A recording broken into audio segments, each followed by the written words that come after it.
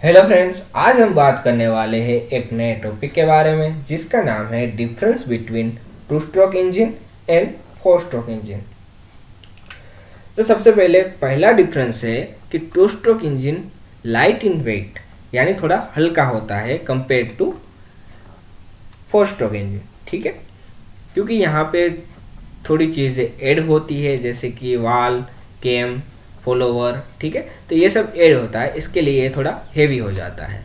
दूसरा है यहाँ पे इट हैज़ टू स्ट्रोक। अब यहाँ पे दोनों में स्ट्रोक तो सेम ही होते हैं जैसे suction stroke, power stroke, compression stroke और एग्जॉस्ट स्ट्रोक। पर यहाँ पे जो पिस्टन ऊपर नीचे हो रहा है उसकी बात है कि यहाँ पे 2 बार ही पिस्टन ऊपर नीचे होगा, पर यहाँ पे 4 बार पिस्टन ऊपर नीचे होगा। ठीक है, तीसरा है यहाँ पे सिंपल अरेंजमेंट। तो आपको पता है कि यहाँ पे अरेंजमेंट सिंपल होगी क्योंकि यहाँ पे कैम फॉलोवर नहीं होंगे, पर फोर स्ट्रोक इंजन की अरेंजमेंट थोड़ी कॉम्प्लेक्स हो जाती है क्योंकि वहाँ पे कैम और फॉलोवर आ जाते हैं, वाल आ जाते हैं। ठीक है, इसके कारण।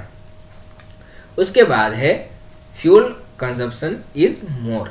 तो आपको पता था है कि टू स्ट्रोक इंजन में जब एग्जॉस्ट स्ट्रोक होता है तो उसमें जो फ्यूल होता है वो थोड़ा बहुत एग्जॉस्ट गैसेस के साथ बाहर चला जाता है, इसके कारण वहाँ पे फ्यूल लॉस ज़्यादा होता है, इसलिए वहाँ पे फ्यूल कंजम्पशन भी ज़्यादा होगा compare to four stroke engine.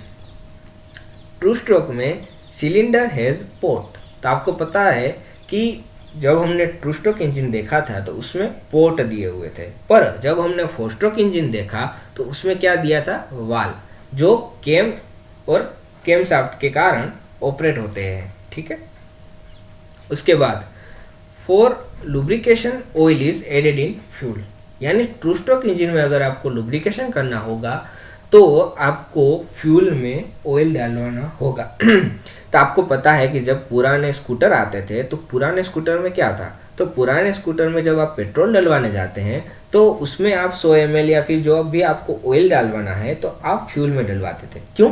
क्योंकि जब हमने टू स्ट्रोक इंजन की अरेंजमेंट देखी तो टू स्ट्रोक इंजन में जो एयर और फ्यूल का मिक्सचर था वो क्रैंक शाफ्ट के ऊपर से चला था। यानी कि जो क्रैंक शाफ्ट का जगह है या फिर क्रैंक शाफ्ट की जो जगह है उसके अंदर से जो फ्यूल और एयर का मिक्सचर है वो ट्रांसफर फोर्स के कारण पिस्टन के हेड के ऊपर जाता है या फिर पिस्टन के ऊपर जाता है। तो यहाँ पे आप कह सकते हैं कि अगर आप फ्यूल में अगर ऑयल डलवाएंगे तो आपका जो लुब्रिकेशन है वो आपको क्रैंक शाफ्ट को भी मिलेगा, कनेक्टिंग रोड को भी मिलेगा और गजन पिंग या फिर सबको मिलेगा। इसलिए वहाँ पे आपको कह सकते हैं कि आपको फ्यूल में ऑयल डलवाना चाहिए। ठीक है, पर अगर आप फोर स्ट्रोक इंजन की अरेंजमेंट देखें तो जो भी आपका एयर फ्यूल का मिक्सचर होगा वो पिस्टन के ऊपर ही रहेगा, जिसके कारण वहाँ पे आपको डिफरेंट सिस्टम होगी लुब्रिकेशन के लिए। अब यहाँ पे टू स्ट्रोक इंजन में इट प्रोड्यूस मोर नॉइस। ठीक है, नॉइस यहाँ पे ज़्यादा होता है और फोर स्ट्रोक इंजन में नॉइस कम होता है। टू स्ट्रोक इंजन में अगर हम बात करें तो मैकेनिकल इफिशियंसी ज़्यादा मिलती है। क्यों? क्योंकि वहाँ पे हर एक साइकिल में आपको पावर स्ट्रोक मिलेगा। ठीक है, यानी कि एक बार ऊपर नीचे होगा उसमें आपको पावर मिलेगा, पावर स्ट्रोक तो आएगा ही। पर इसमें क्या होगा, फोर स्ट्रोक इंजन में जब पिस्टन ऊपर से नीचे, नीचे से ऊपर, ऊपर से नीचे और नीचे से ऊपर यानी 4 बार ऊपर नीचे होगा तब उसमें एक पावर स्ट्रोक आएगा। पर यहाँ पे टू स्ट्रोक इंजन में पिस्टन ऊपर से नीचे या फिर नीचे से ऊपर अगर ऐसे 2 बार हुआ तो उसमें एक पावर स्ट्रोक आएगा।